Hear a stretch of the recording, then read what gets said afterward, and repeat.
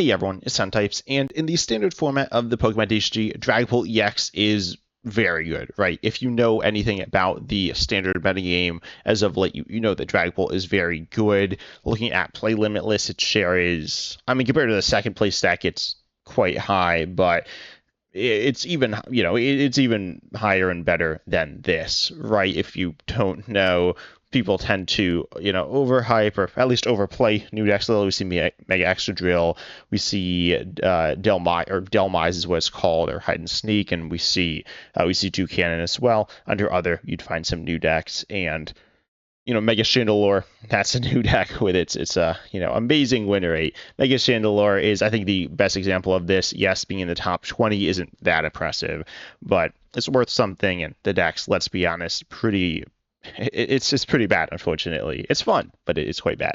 And so the Dragapult's super good, right? And it is going to presumably be the best deck in the game until it rotates. Technically, we don't know. Well, one, anything could happen theoretically, but two, we don't know all the cards coming before rotation. Specifically, we don't know the 30th celebration cards fully. We know a bunch of them, and to be honest, unfortunately, they look really, really bad. I really wish that they looked okay even, and I don't think they do. But regardless, Dragapult EX looks like it will be very good till it rotates, and then it will rotate, right? If you're not familiar with rotation in the Pokemon TCG, I'll just say the beginning of every year, specifically with the release of the first main expansion. So if you look at Standard, right now we see Perfect Order was the, quote, first set of the year. It was the first set of the year in Japan, or rather, Nile Zero, or what's the actual, quote, correct translation of the set? Nullifying Zero. This was the first expansion of the year in Japan, and the first expansion of the kind of J regulation mark, which regulation marks are the thing that kind of determines rotation. It's going to be a certain number of regulation marks. So it's the past 2 or 3 years of the Pokemon TCG. Currently, we have H, I, and J regulation marks in Standard, but the cards with the H regulation mark will be rotating. Here's a list of them if you want to see. I imagine not all of these cards are rotating, because sometimes cards get reprinted and then they will stay in rotation. I mean, Darkness Energy, for example, is not rotating, got reprinted. It doesn't have a regulation mark apparently on this card, but obviously it's not rotating there. So for the most part, though, these cards will be rotating. And these are some really good cards. This is just a list of the, quote, competitive cards. Is comp on Limitless here. By the way, I love Limitless's search syntax, but it would be kind of cool if it could be like, I don't know, if ranked based on how much they're played, or if there's another way to sort like how played they are. If anyone knows that, tell me in the comment section. That'd be super useful. But regardless, if we look at all the cards that are rotating, we see that there are, looks like just under 900. And yeah, I mean, some of these cards are very bad, right? Billionaire is kind of terrible. But you have a bunch of cards and a bunch of good cards. I actually compiled a list of the best. This is the 50 best. As you can see here, I guess you can't see, they don't all fit, right? So there are so many good cards are rotating. And it's kind of crazy how many good cards are rotating. By the way, this is like sorted. So I went through Limitless's deck builder, just checked in a bunch of cards, and then pressed sort, and it sorts it by Pokemon and then like the type of card, but obviously not sorted super amazingly here. There are some other good cards that aren't on this list as well. Most of those cards have synergy with cards that are rotating, but obviously at the very beginning we see Dragapult EX and Dracloak being very good. This is one of the cards that really defines a deck. We see a Diplin as well, part of Festival Lead alongside Thwackey, which is, well, not alongside it, but it is also rotating. We got the Ogerpons. We have Iron Thorns. Actually, I believe those cards are all from Twilight Masquerade as well. Twilight Masquerade is just like an absurd set. You have Dustmore and Dusclops. We got Munkidori, Bidoof, Pheasantipede EX, all very good cards. We see Noctowl as an engine as well. We got the Dunsparce as an engine. We have Latias EX for switching, as well as, I guess, Pekka. We have Rabsca. I actually don't think Rabsca will really matter too much at all. Rotating, right now it's seen play mostly exclusively to counter Dragapult, and obviously with Dragapult rotating, then you won't really need Rabsca. You could just use Shaman, I imagine. We got Raging Bolt rotating as well, Matang, Slowking, as well as pretty much all the Slowking support, and a bunch of good trainers as well, notably Crispin, I think, is the biggest one. Or I don't know, Crispin's a big one. But Poffin's a big one.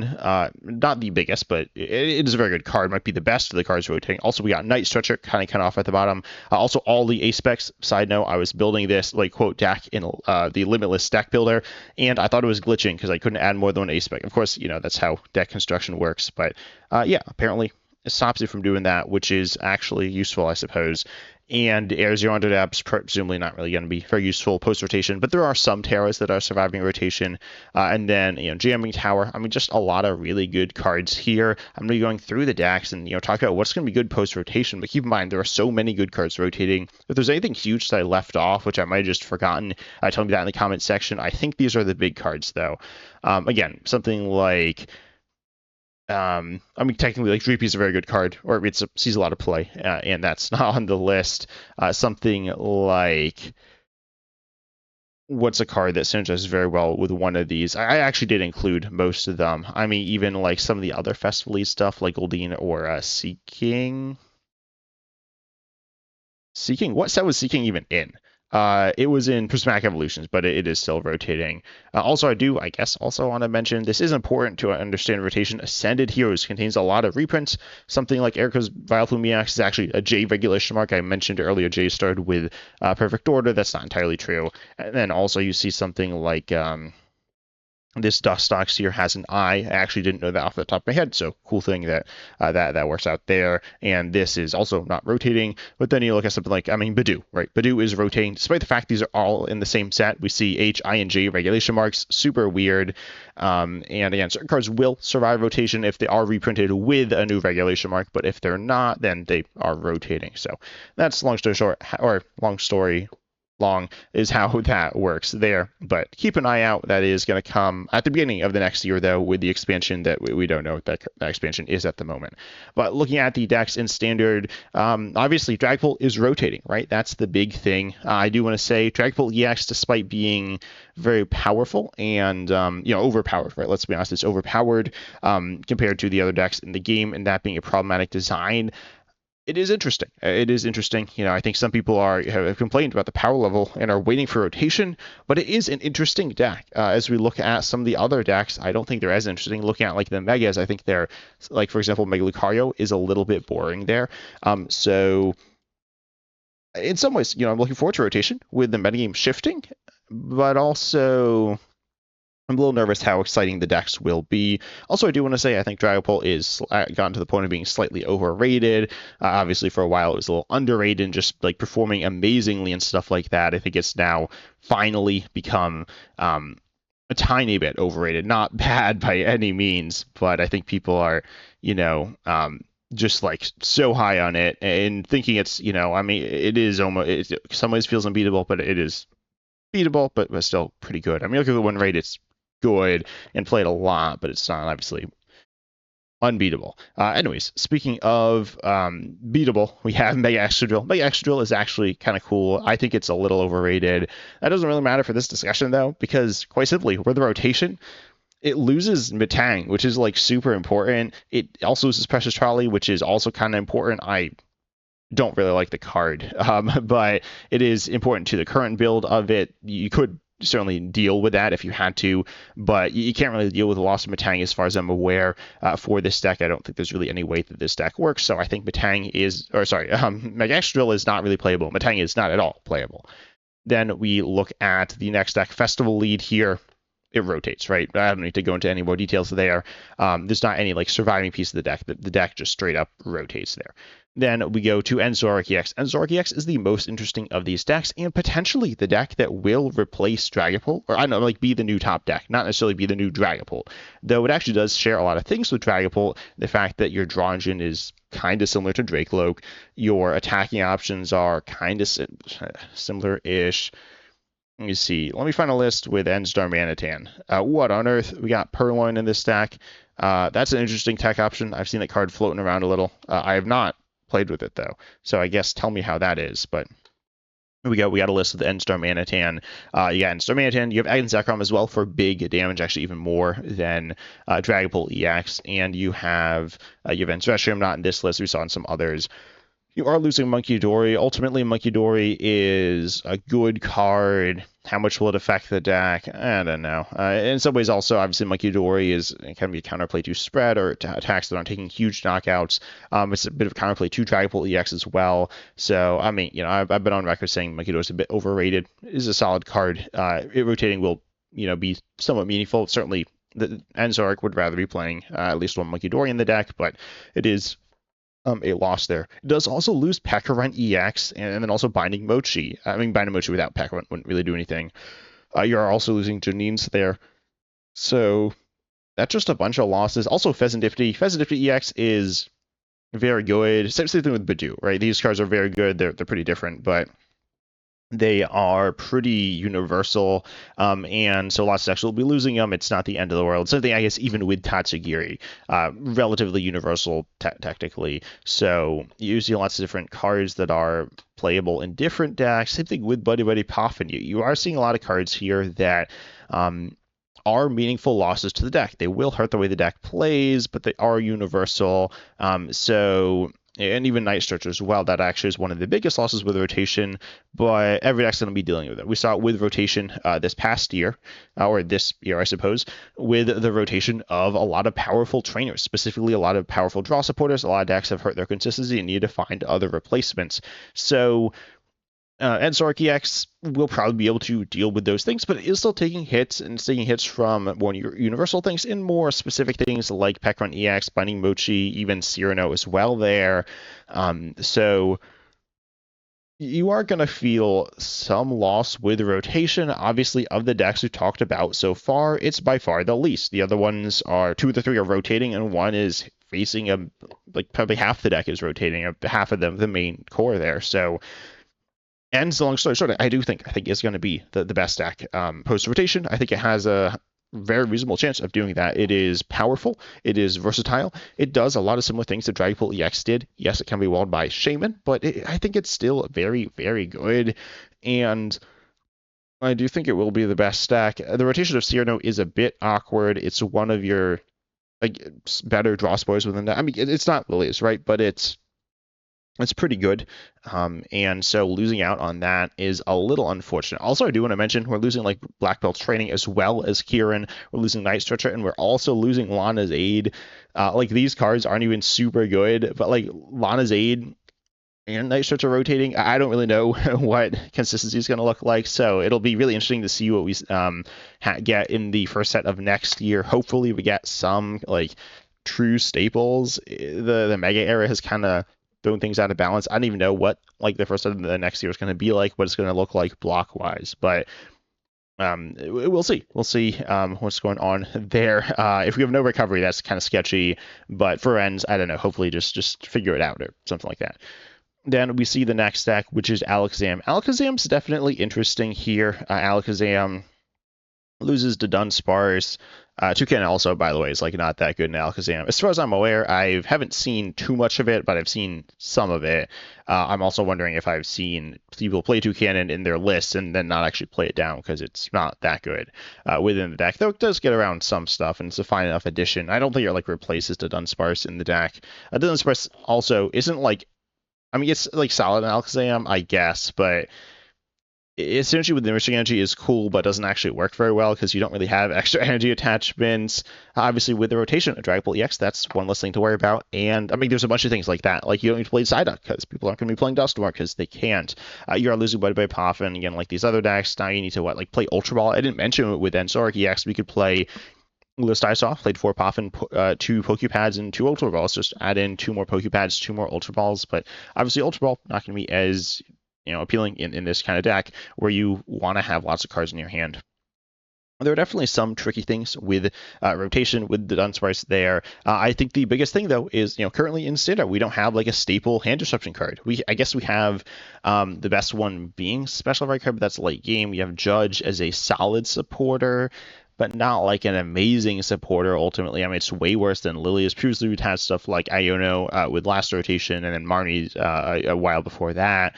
Those cards were good. Those were staple draw supporters, and they were also disruption and stuff like that will hurt Alakazam. And I think it is very possible we see a card like Marnie or Iono or End or something like that coming back with with alongside rotation, right? Because I do think the game will be really missing. I mean, it has been missing these powerful draw supporters other than lilies, and I think Pokemon will give that back to us. That's just my guess. I don't really have any necessarily grounds for that. Maybe they're moving away from these powerful draw supporters. I mean, it's so weird with lilies being just so much better than the second best option there. The second best option is, I don't know. I mean, I'm a huge fan of Explorer's Guidance. Obviously, we have stuff like these search supporters, which are solid, a bit more deck specific, and obviously don't get you everything, even the decks that they're played in. And then also, something like Judge might even be the next best one, and that as a draw supporter is literally half as good as Lilies in the early game. And obviously, it disrupts, but it's not the greatest card. So I think that is the biggest thing affecting Alakazam here. Theoretically, spread stuff could be an issue if we see that, or it could be the opposite, right? With Dragapult rotating, it might not really need to worry too much about spread, which is currently something pretty sketchy for it. Yes, you're running Nighttime Mine and Battle Cage. Side note, those cards probably not so good post rotation, and then also, you can just like be safer in general. Maybe if the deck decides to more into Toucannon, you don't really need to run Enhanced Hammer. We'll see. Oh, I forgot, we aren't losing Sacred Ash though, so I guess you're using Sacred Ash for recovery and like Energy Recycler. That seems kind of bad. Then we go to the next deck, which is Slowking, which is rotating. It's all rotating. Marnie's Grimmsnarl EX is fine. Well, I don't know if it's fine. It's Mario's Grimmsnarl EX, the card, is fine. Frostlass is not fine, and Munkidori is also not fine. So those are leaving the game, and Badoo is also not fine. So the deck will need to really rework itself. We need to see something impressive from Mario's Grimmsnarl EX. I think this is the make or break moment for whether Mario's Grimmsnarl EX will be regarded as like a really good deck in the future. It's been pretty solid so far. It's a deck that I didn't think was going to be super good before it came out. I think other people didn't as well, but I think I was lower on it than other people because I didn't account for how good it would be with like Munkidori and Frostlass as well. Without those, we'll see how good it is, right? I'm definitely interested in that and a bit skeptical, right? Obviously, the deck can do some stuff. I mean, Mario's Grimmsnarl EX powers itself up and can technically power up other stuff, but without Munkidori, it's definitely a lot sketchier. So currently, if we just have rotation, don't get any new cards, then I don't really see Marnie's being very good. But you never know. I'm not going to completely write it off at this point. Then we have the next deck here, which is Hide and Sneak. Hide and Sneak is kind of weird. Hide and Sneak's fine in standard right now. Obviously, so we have some psychic decks in the game. A big reason some of the psychic decks are good is because they can hit. Well, it's not necessarily the reason Alakazam's good. It's certainly not the reason why Alakazam's good. It's not necessarily the reason why Slowking's good either, but it's really a big part of Hide and Sneak. Hitting weakness on Dragapult EX, and that obviously isn't going to be a thing in post-rotation. So what are you looking to do there? Just be fast, efficient, be what Hide and Seek can be, maybe a little versatile with Sinistcha as well. I've talked about Hide and Seek in the past, where I think Bayonet's just like not that good in the deck as an attacking option, and Shuppet is bad because it like gets stuck, but whatever. That doesn't really matter for this discussion here.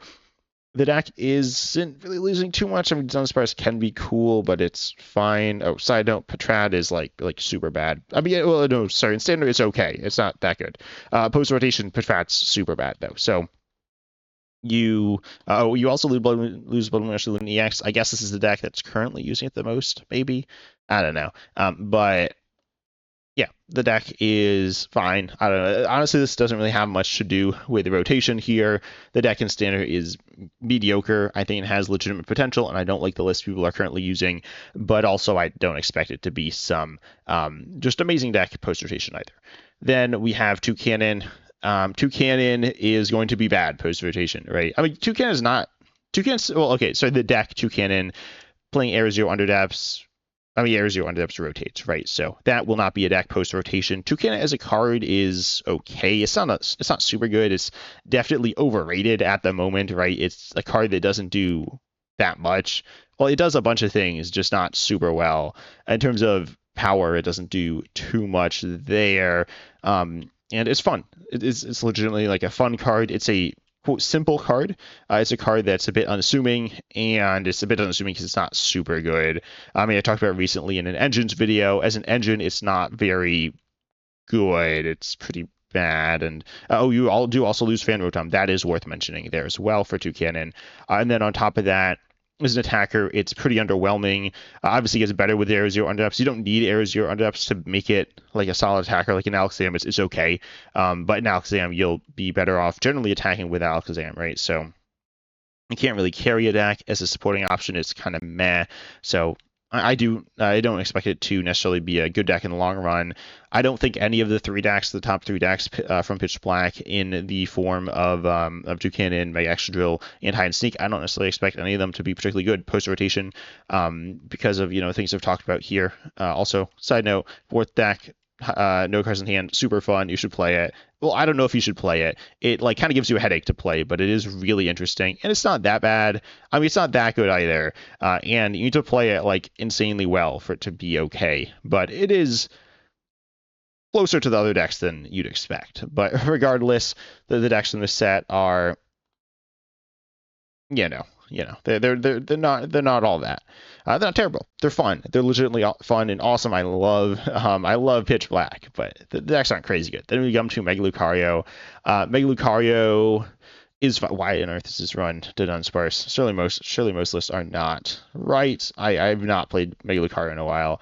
I've seen it though, and I haven't seen to Dunsparce, or maybe I've forgotten about it and just pushed it out of my mind. But yeah, I mean, Mega Lucario doesn't lose stuff, right? That's the upside. Also, you're not going to see those Clefairy EXs much, not getting one shot by that, so that's kind of cool.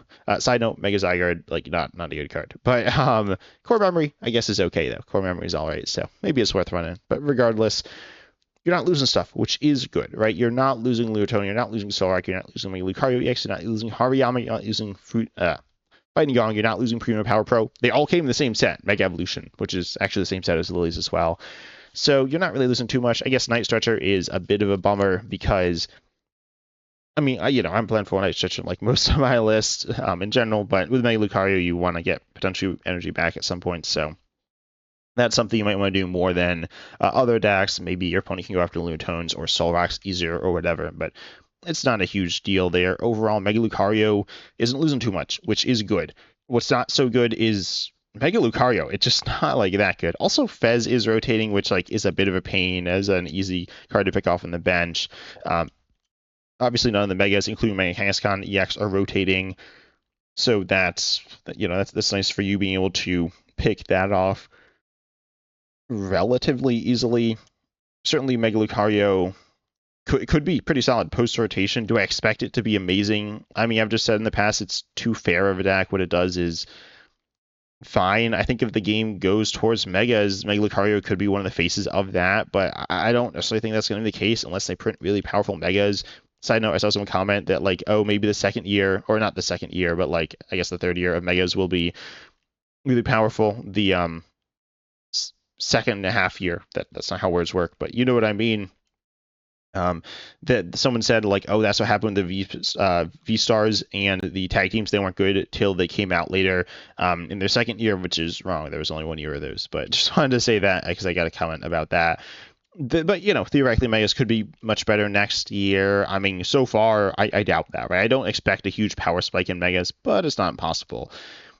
So then, we go back to the other decks. We see, Meganium. It's called Ogerpon Meganium. Losing Ogerpon, that's pretty rough there. See Mega Ninja, let's be honest, decks it's not that good. This is the newer decks, right? And it's not that good. Also, you're losing Greninja EX. Losing Greninja EX, that's a big deal. I include it here because of Mega Greninja, right? You're losing that, and that's kind of rough.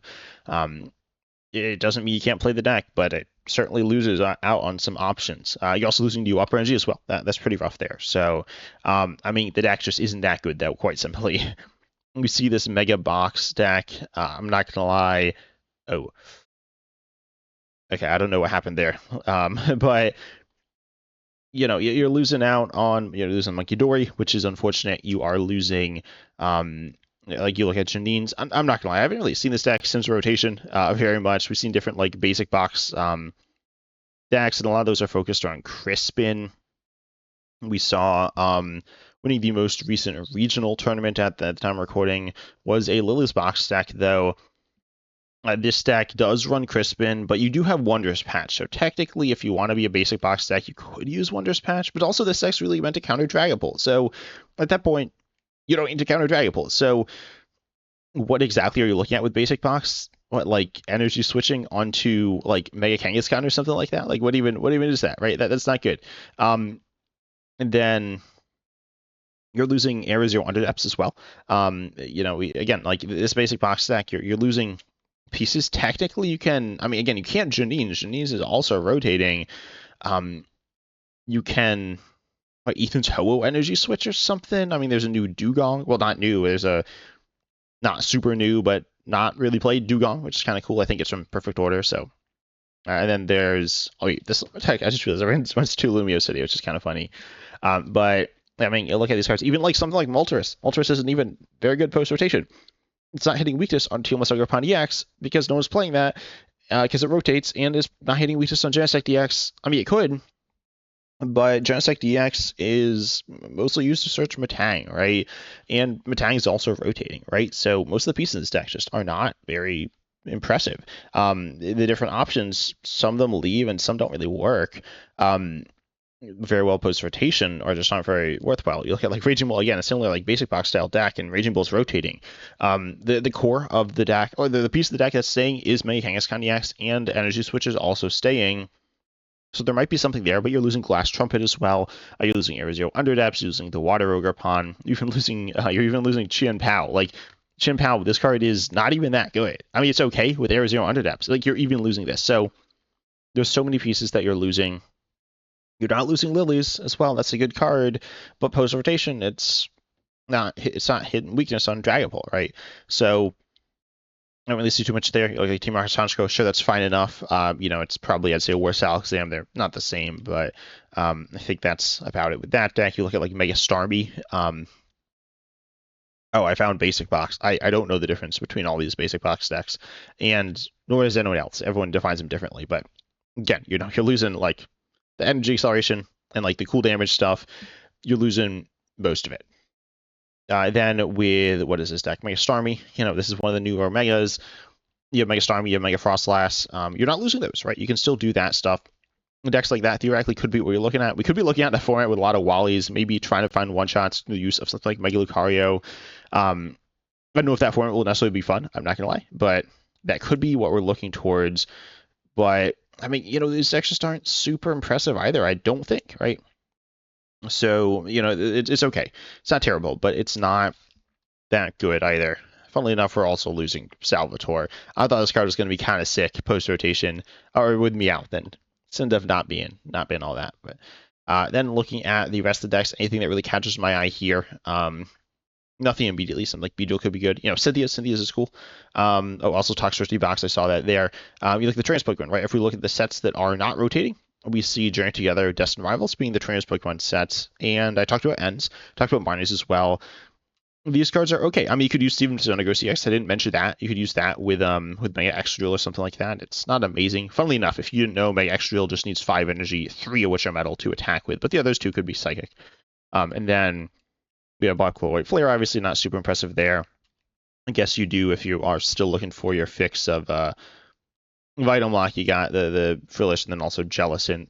Side note, really cool Jellicent or not really cool, but existed Jellicent in the next expansion, Storm Armada / Delta Rain, which is cool with the new Frillish, or sorry, cool with the not new Frillish. And then we have the Megas, right? We have the Megas, and the decks that are good from the Megas are Megas, I guess, but they're not that good, right? So then you're looking at Trans Pokemon, Megas, some other random like decks, but mostly looking at the Trans Pokemon and the Megas, and currently as standard, they're not super impressive. I've talked about this, and I made a video. Some people disagree with me, but I made a video saying that the 2-prisers from the Mega era are just not good, right? They're not really good outside of, I guess, Meowth is good, but that's obviously a very different card. So, I don't know. I mean, the metagame is going to be very different. I don't know what's going to be good. There will inevitably obviously be good decks that are good, but I do think Ends is going to be the best deck. Maybe Alakazam as well. but it'll be kind of their time to shine. It depends what we see, though. But I'm interested in hearing your thoughts in the comment section. But tell me your thoughts there down below. Also, shout out to my YouTube members who who help support my channel. It really does me a ton, and also everyone who just likes the video and subscribes, because obviously I love people who support my channel through joining it, and that means a bunch. But that costs money, right? So if you don't want to do that, just like and subscribe. It's free, and I really legitimately do appreciate it. And comment your thoughts. Comment what you think the menu is going to look like. But I hope you all enjoyed. And as always, I'm excited to see you in the next video.